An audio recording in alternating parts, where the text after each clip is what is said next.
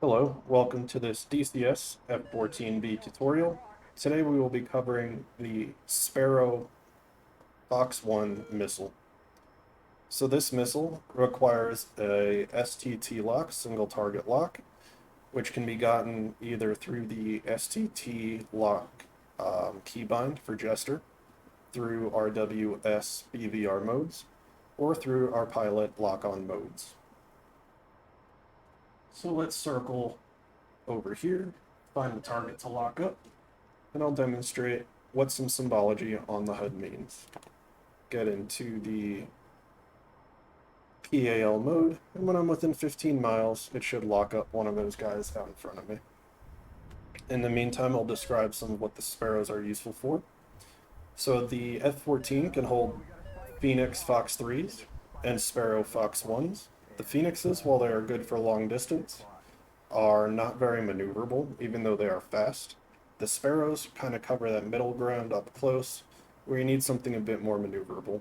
So even if I have Phoenixes on board and I'm up close, I'll probably opt to use the Sparrows.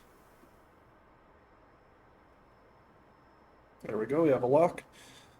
So here on the right-hand side is a ranging queue. This represents the range of where they are. This is the scale, so 20 miles away from us, 0 miles away from us, so they're about 10 miles.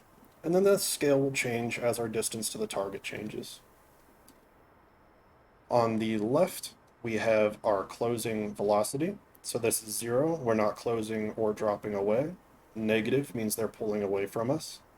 And up here means we are gaining. So this is 1,000 knots closure, 0, and negative 200 knots closure.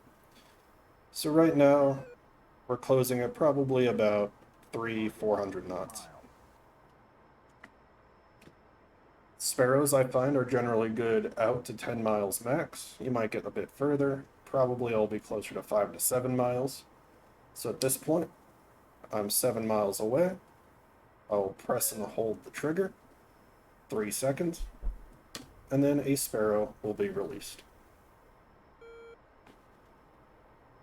We need to maintain the lock on the target until the Sparrow hits, as it is a Fox 1 missile.